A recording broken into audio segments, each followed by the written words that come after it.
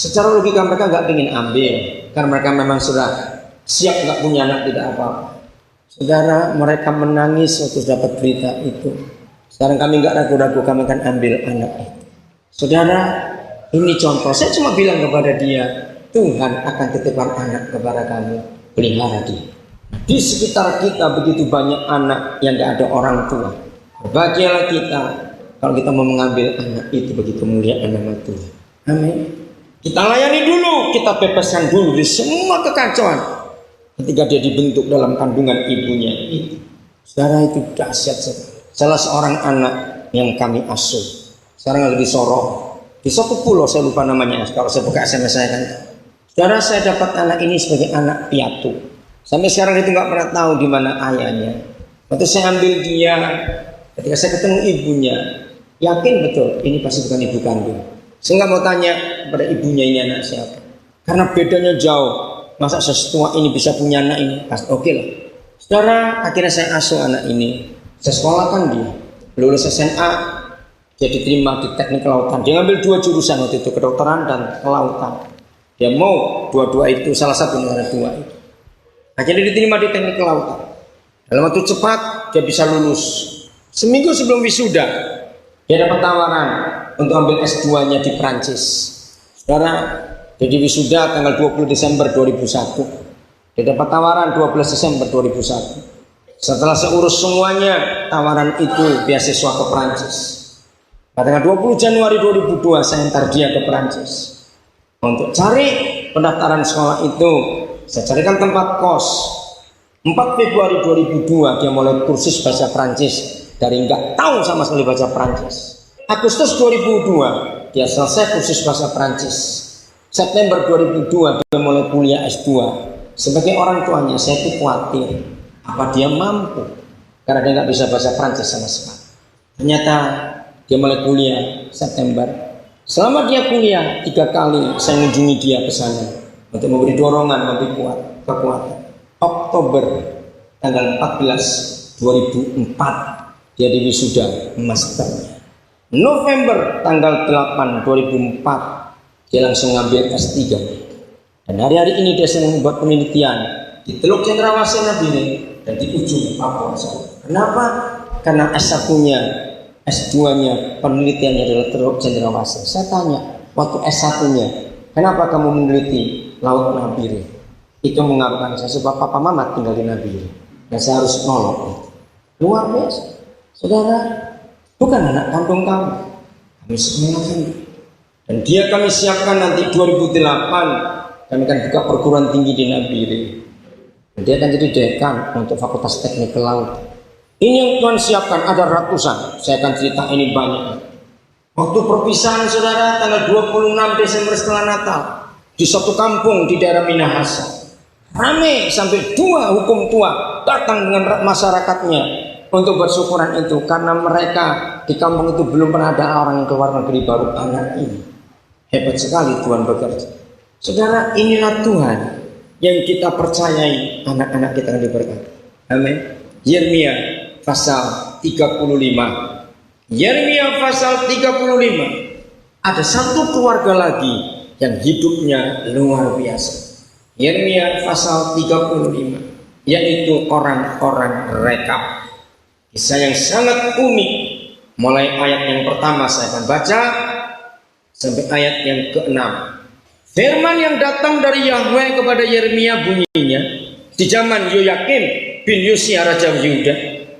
Pergilah kepada kaum orang Rekab, bicaralah dengan mereka dan bawalah mereka ke rumah Yahweh ke dalam salah satu kamar. Kemudian berilah mereka minum anggur. Rekab ini bukan orang Israel, tapi pada zaman yang sebelumnya, kalau nggak salah zaman Yosua atau zaman sesudahnya, orang-orang ini bertetangga dengan Israel. Jumlahnya sedikit waktu itu. Maka mereka minta izin kepada pemimpin Israel, boleh nggak kami bergabung? Silakan. Lalu mereka jadi pegawai, tenaga kasar di Israel pada zaman itu. Ternyata mereka hidup turun-temurun, tidak pernah pindah, dan mereka disebut orang-orang asing bagi Tuhan. Dan mereka pun dapat berkat yang sama. Hukum Taurat mengatakan orang asing dilindungi. Terus, maka aku menjemput Yasania bin Yeremia bin Habasinya beserta saudaranya dan semua anaknya, pendeknya segenap kaum orang Rekab. Aku membawa mereka ke rumah Yahweh, ke dalam kamar anak-anak Hanan bin Yigdal abdi Tuhan.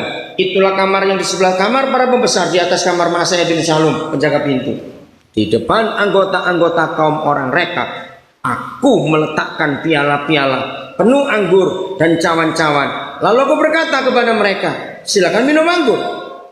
Tetapi mereka menjawab, kami tidak minum anggur, sebab Yonadab bin Rekab bapak leluhur kami. Bayangkan saudara, ini sudah puluhan generasi mereka hidup di Israel, tidak pernah tahu lagi siapa Yonadab bapak leluhurnya. Katanya, janganlah kamu atau anak-anakmu pun minum anggur sampai selama-lamanya.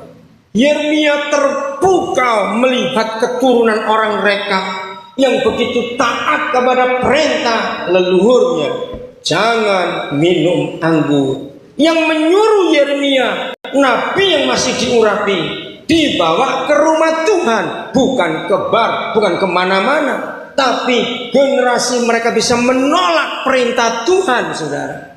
Maka itu ini keluarga yang diberkati Tuhan luar biasa. Maka itu kalau kita suami-suami, ayah-ayah, ibu-ibu, kita bisa mendidik anak-anak kita karena kita takut dan taat kepada Tuhan, maka anak-anak kita pun akan jadi berkat yang luar biasa kepada orang-orang di sekitar kita. Sampai kita mati, sudah berpuluh-puluh tahun kita mati, tetapi anak cucu kita masih memegang firman yang kita pernah sampaikan kepada mereka, dan diteruskan turun-temurun. Mereka nggak pernah lupa pesan-pesan kita. Dengar keluarga-keluarga, inilah kerinduan Tuhan pada sebuah keluarga, di mana keluarga akan dipakai Tuhan, anak keturunannya untuk selama-lamanya akan ada di hadapan Tuhan. Amin.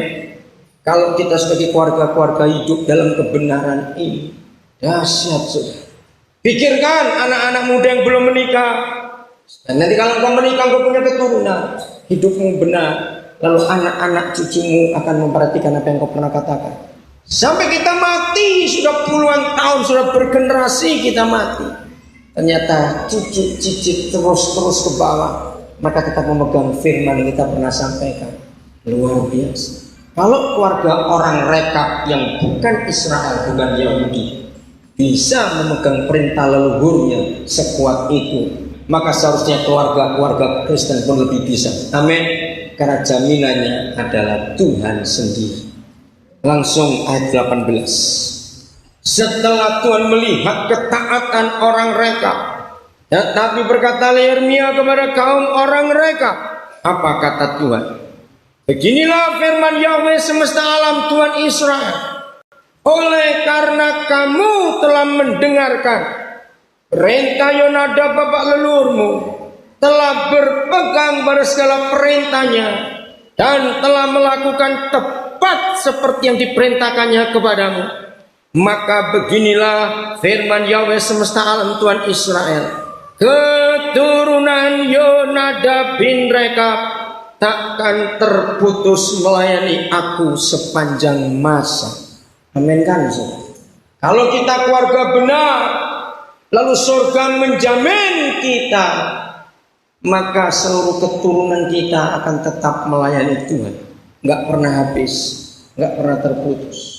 Berarti anak cucu kita diberkati Tuhan luar biasa. Tidak ada Tuhan sehebat Tuhan kita di seluruh dunia ini yang begitu teliti masalah keluarga. Maka saudara, saya menemukan kebenaran ini untuk ayat 19-nya.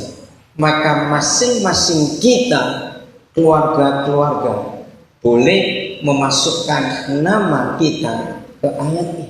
Misalnya begini, saya baca ayat 19. Maka kalau keluarga-keluarga kita keluarga benar, maka beginilah firman Yahweh semesta alam, Tuhan Israel. Keturunan Kristian Waro misalnya, takkan terputus melayani aku sepanjang masa. Mari semua orang hari ini, termasuk anak-anak muda yang belum menikah, maka itu dengarkan putri-putri Sion. Satu-satunya syarat saya akan boleh jadi suamimu nanti, jangan melihat persyaratan secara status sosial, kekayaan, tapi para putri Sion harus memilih laki-laki yang takut akan Tuhan. Maka akan berbahagia pernikahanmu dan berbahagia anak keturunan